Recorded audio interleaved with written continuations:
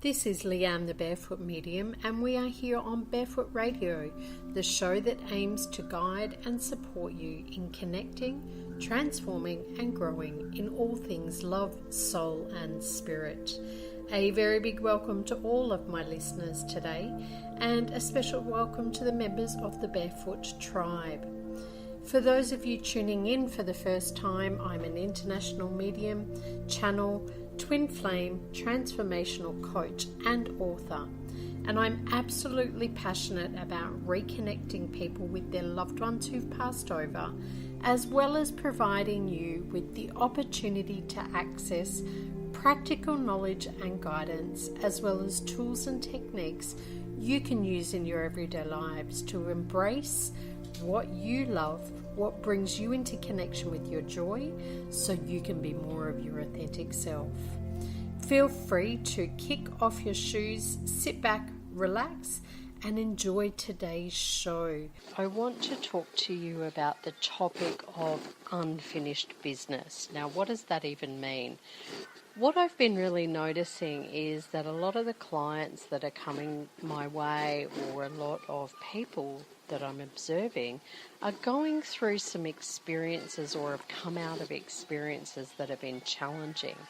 And they've got some unfinished business that they're trying to clear or work through. Some are not. Now, what is unfinished business? Unfinished business is about the emotions and memories around part of your experiences. Now, we all go through challenging experiences in our lifetime. They're there to help us grow, shift, transform where we're at into possibly a new stage in our lives. But when it comes to unfinished business, those emotions and memories around our experiences are often avoided or repressed. So let's start first by talking about what are emotions. Emotions are powerful and they play a significant role in how you experience and interact with the world around you. They're also the driving force behind your behaviours. Emotions, generally, there are two: love or fear.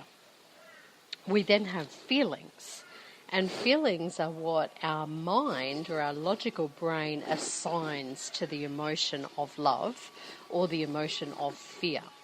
So if you think about people saying that emotions or feelings can be negative or positive, we're looking at love as a positive emotion, and the feelings that come underneath that would be things like joy, happiness, peace, clarity, all of those things that you would assign to love, compassion, empathy, whatever else pops up for you as you're listening to this episode as light and joyful and happy. Whereas the negative emotions that come under fear, or the negative feelings that come under fear, would be things like regret, anger, sadness, hurt, betrayal, abandonment, hate, rage, all of those things that are those heavy emotions or things that are really quite negative on your vibration. When we talk memories, because unfinished business is about emotions and memories around your experiences, memories are really from the subconscious. Now, your subconscious is what stores knowledge and memories of every experience that you've had in your life, loving or fearful, positive or negative. And those subconscious memories influence our reactions, our decisions, or even our responses, or the way we feel. And how they come out of the subconscious is through our feelings, images, intuition, and even dreams. So the subconscious talks to us and communicates through our feelings and through those images, the intuition and the dreams.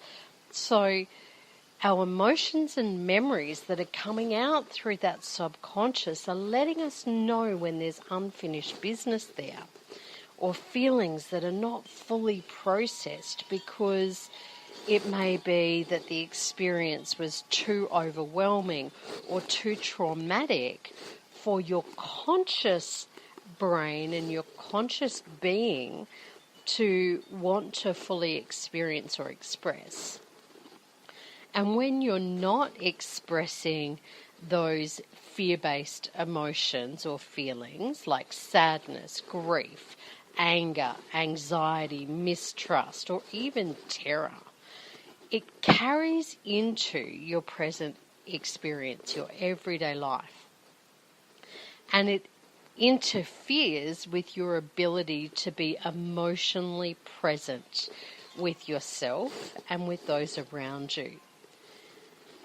It also limits your ability to connect with yourself and to others, and is often associated with anxiety, depression, and interpersonal problems, as you can imagine.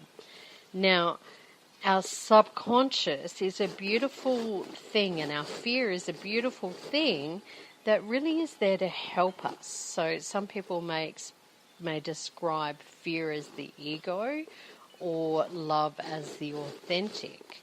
And so our ego or our fear presents itself through the subconscious to help us survive those overwhelming traumatic experiences that we may want to avoid or repress because it's just too much.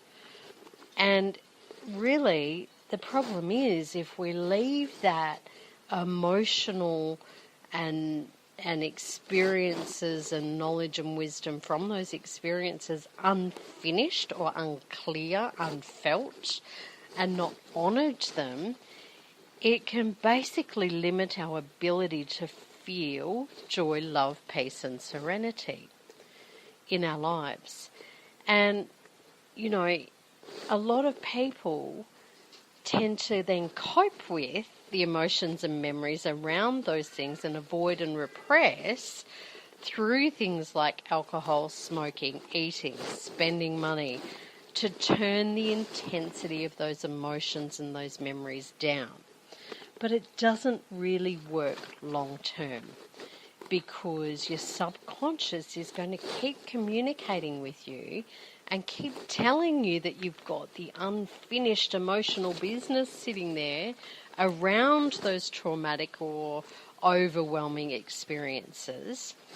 And if you keep resisting looking at them, they persist, or they grow bigger and bigger and bigger and get more overwhelming until you have an explosion or you deal with them.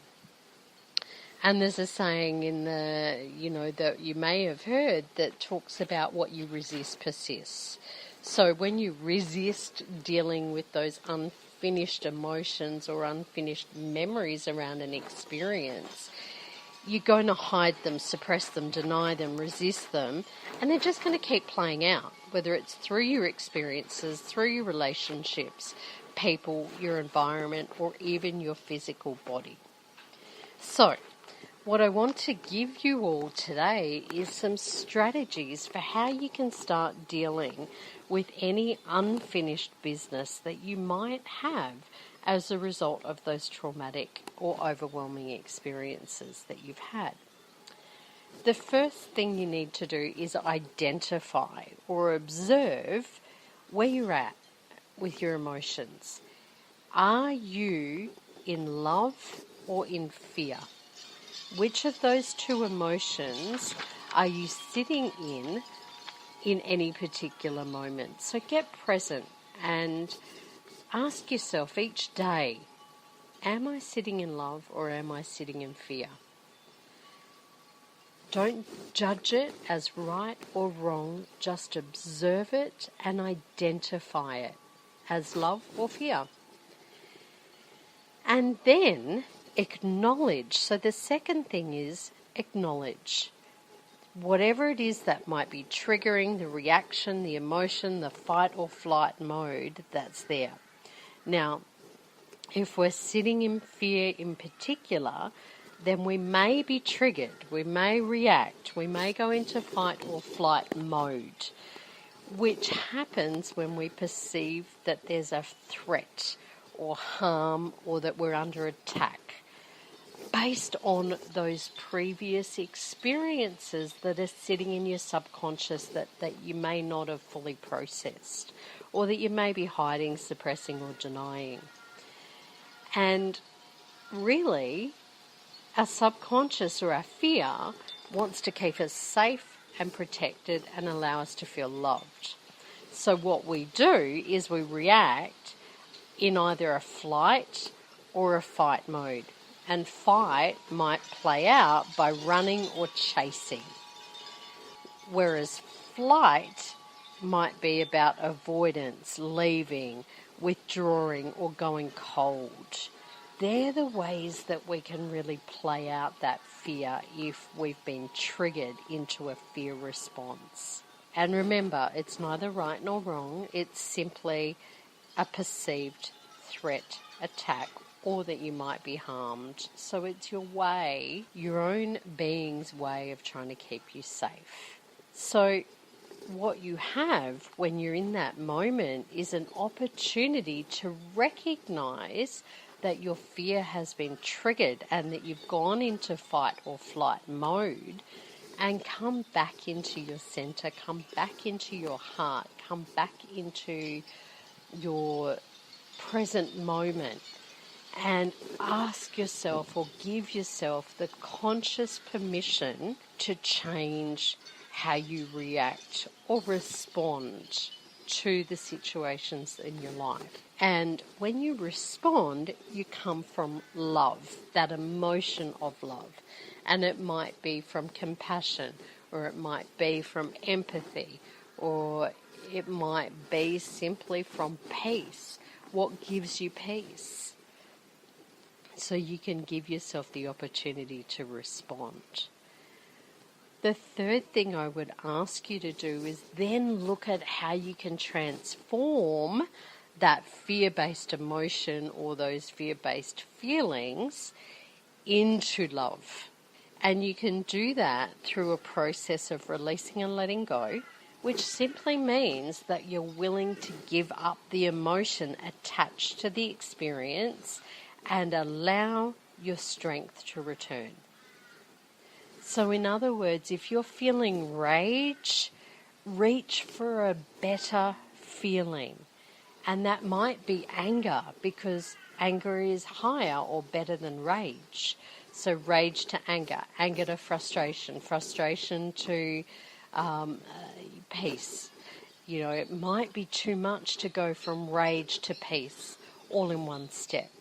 So release and let go and give up the emotion, allowing your strength to return, just by reaching for that better feeling space. You can also accept responsibility. What really allows us to transform an emotion is accepting responsibility for how you feel in any given moment by being present in the now, rather than going back to that previous experience and playing out your past. Accept the now, and that you have a choice and a responsibility to yourself right now in this moment to finish that pattern, finish that emotion, and choose a better feeling thought. You have to accept responsibility for loving, honouring and valuing yourself.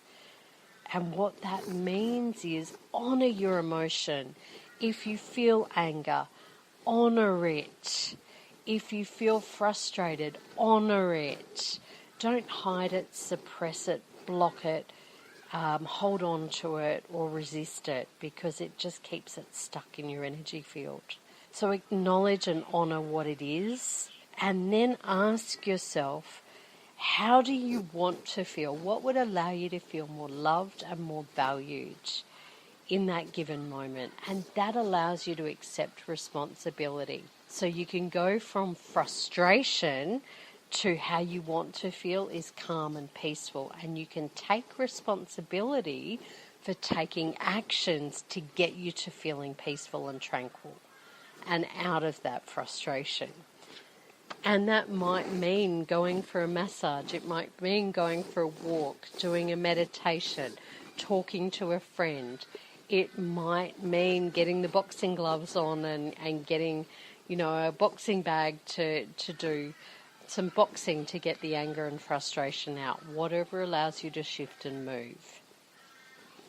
You can also look at transforming those emotions or those unfinished business that you might have playing out by changing your perspective. Sometimes when we go through challenging, traumatic or overwhelming experiences, we tend to focus on what was wrong or bad about them, or the challenge or the problem. Changing your perspective really asks you to get in the moment and ask the question, what's good about this? What's right about this? What is the opportunity here for me? Or what is the solution?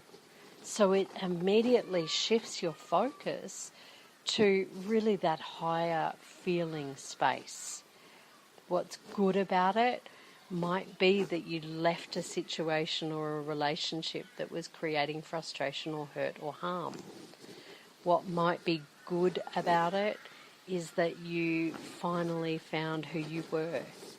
What might be good about it is that you left a job that wasn't right for you and it opened the door to another opportunity. Look for what's good and right and what the opportunities and solutions are.